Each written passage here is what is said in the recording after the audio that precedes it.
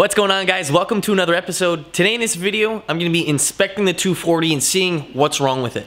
Now, I know that there's a check engine light and I have one little problem with it that needs to be fixed. Now, I'm going to get into that in a little bit, but first, I'm going to tell you what I've done to the car so far. So, I picked up the car like last week and I haven't basically done anything to it. I gave the car a quick wash on the outside. I cleaned up the windows just to see what the paint, like the condition of it is in, and I'll show you guys right now the condition of it. So I gave the entire car a wash. I cleaned over all the painted surfaces, all the windows, I cleaned up the wheels, and everything looks pretty nice. Now when I grabbed my hand and put it up to like the glass and the paint, I noticed something. So this window right here, I want you guys to listen in closely to this.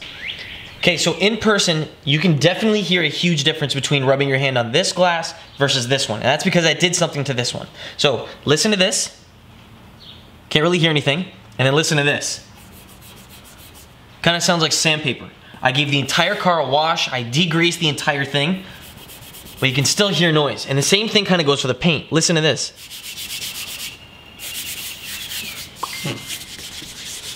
The entire surface on the entire car is all like that. So I'm going to clean that up by claying the entire vehicle. So my guess for this car is that this thing hasn't been really detailed in a really long time. Now what I mean by that is it hasn't been clayed, polished, or done any work to it in a very long time. This car is close to 20 years old, and the person that I picked this car up from the sounds of it, they just use this as like their nice little car to get them from A to B on a nice sunny day. I really don't think they're really detail enthusiasts. I don't really think they'd spend the money and go out and buy like a nice wax or a nice clay bar or even try different things on the paint, because that right there speaks for itself. So what I have right here is a regular clay bar kit that you would use to clay bar your vehicle.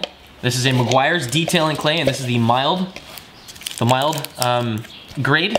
It comes in a big brick like this, and if you were to use this, say brand new for your car, what I would do is I'd cut this in half and only use half at a time, because this is a pretty big piece. Now I'm just gonna put that aside.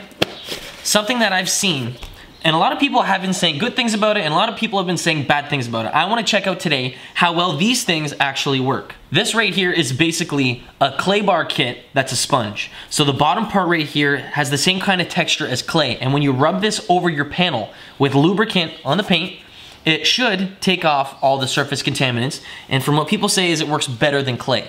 Now, I'm not sure about that. I haven't tested out that claim before, but I wanna see how well it works. So they say that you can use regular spray wax, just like you would for your regular clay, or you can also use regular wash soap. So if you're washing your car and you have soap all over the paint, you can use that as lubrication for this little sponge here and the clay bar. Using any kind of detailer spray is going to be really expensive, especially if you plan on doing, say, multiple cars or even your entire car with the clay bar kit. So once you do, say, the entire car with clay, if you use a detailer spray like this, you're probably going to go through half the bottle, if not more, while you're doing the entire thing. Now, what I like doing is grabbing this little attachment attached up to my hose, and then inside this little pod right here, I dilute a little bit of Meguiar's Shampoo Plus. It's a car wash soap. Put it inside of here, dilute it, and then I like to spray this on the car. It's a much better bang for buck as a lubrication for the clay bar kit. So whenever you're ready, if you want to work on a little area, just grab your hose and the soap and spray it on, say, the panel. Now I'm going to start working on the trunk first, so I'm going to get this little area here sprayed down.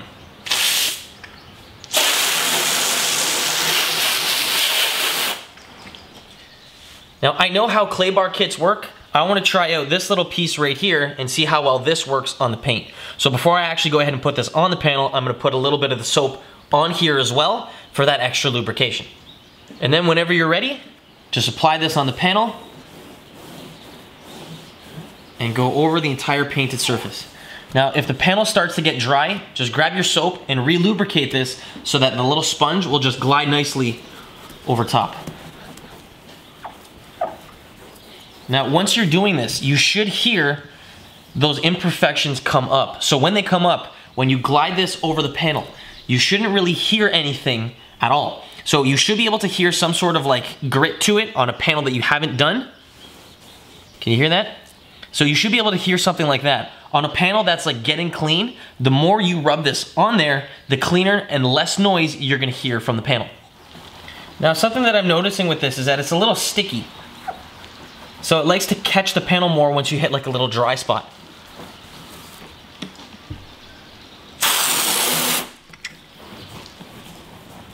Now from the looks of it, this little area here that I'm cleaning up does seem to be working, and it does seem to be pretty clean. So once I'm just done like passing a couple more times over this panel, I'm gonna grab the hose and spray off any of this soap.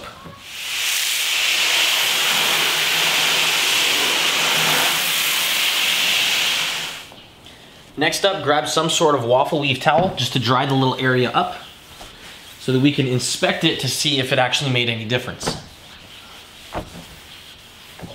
One area that this little sponge surpasses a regular clay bar kit is that, say that you're using your little piece, say this is a piece of clay. You're using this on the panel and you drop it on the floor.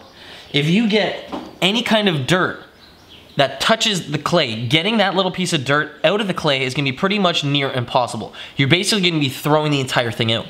With something like this, there's only one surface that is ever gonna be touching the panel.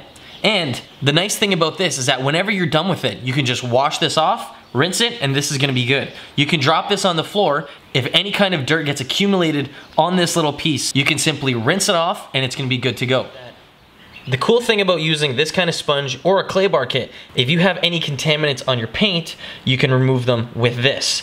Likewise, you can do the exact same thing for your glass. So, if you hear that kind of grittiness to it, you can proceed and do the exact same kind of procedure that we did for the paint for the glass. Now, after you're done with this procedure, once you do it to your entire car, you can then go ahead and polish it, clean it up, make it all look perfect by removing any scratches, by first starting off by cutting the paint, then polishing the paint. Then if you want to protect it and make it look nice, you can then go ahead and put ceramic coat on there, seal the paint, and then wax it.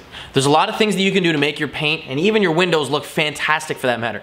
Now, you wouldn't really be doing all that cutting, polishing, and then sealing for your windows. If you want to take care of the windows, after you go ahead and clay it with this kind of like little pad or a regular clay bar, what you can do after that is you can polish it up by using a Groit's Garage polishing kit and then applying some Rain-X to it. If you guys want to see the procedure for the window cleaning stuff, I'll have a link for you guys in the description box to check that out.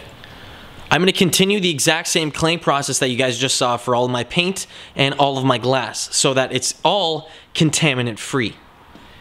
Okay, so just for shits and gigs, I wanted to see if there's a really big difference between the clay and using this little sponge thing that I have here.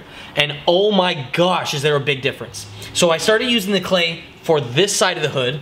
I got pretty good results with it, but the thing that I noticed is that if you have a very dirty car that has a lot of paint contaminants, your clay bar is gonna get very dirty, you're gonna have to fold it, ply it, twist it, and play around with it until you get a clean side. I probably did that about 3 times for just this side of the hood. When I did this side of the hood using this little, the little sponge thing, it was so much easier because there's no cleaning, there's no folding. If this gets slightly dirty, just rinse it off and then you're done.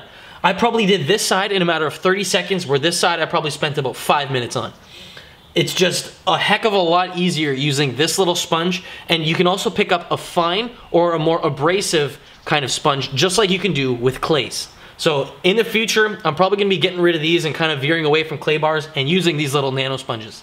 So if you guys want a quick rundown as to how you're gonna do the windows, what I like doing is I'll grab my little dual action polisher that I have right here, which is a Roops LHR 15ES, paired with a Groit's Garage polishing pad, and this is made specifically for glass. Now the thing about this is that this is a 6-inch disc that I trimmed down to fit my 5-inch backing plate. With this, I'll use some Groit's Garage fine glass polish. Before you actually use this, give it a good shake, apply a little bit on the pad, and then you're gonna go ahead and polish the entire glass.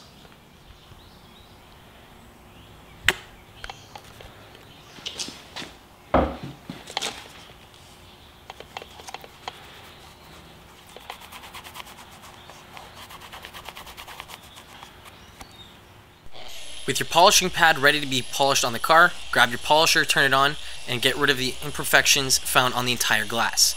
Now once you're done and you think you've removed everything, grab a microfiber towel and buff off any excess residue that's on the glass. To clean up the paint after you've gone and clayed it, you're going to be using a polishing pad. This is a Meguiar's microfiber polishing pad. I've got this equipped to the same polisher we were using before, and then for a polish, we're going to be using Meguiar's M105. We're going to be doing the same kind of procedure where we're going to prime our pad. and we're gonna be basically polishing out all the small imperfections that are in the paint.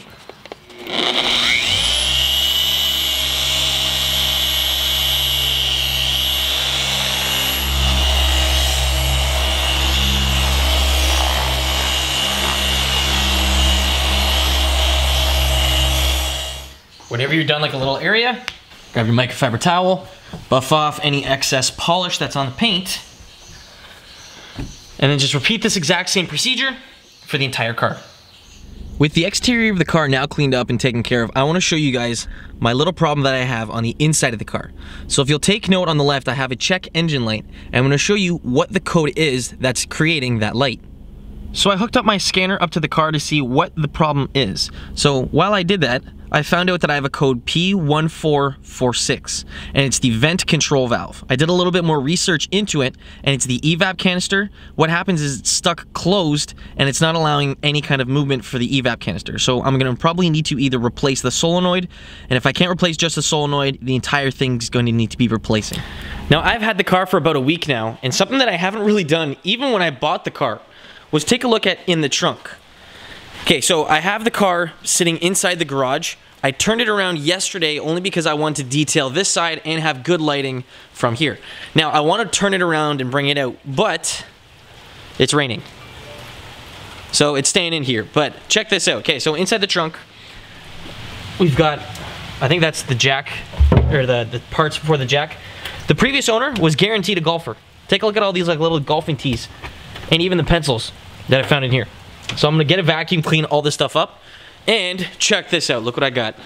Free of charge, included with the purchase of the vehicle, I bought a chair. Okay, so while I was taking this out, look at what I found. I think this is a Nissan chair. Nice little Nissan bag with it. I want you guys to check that out. And it says the same thing on the chair itself.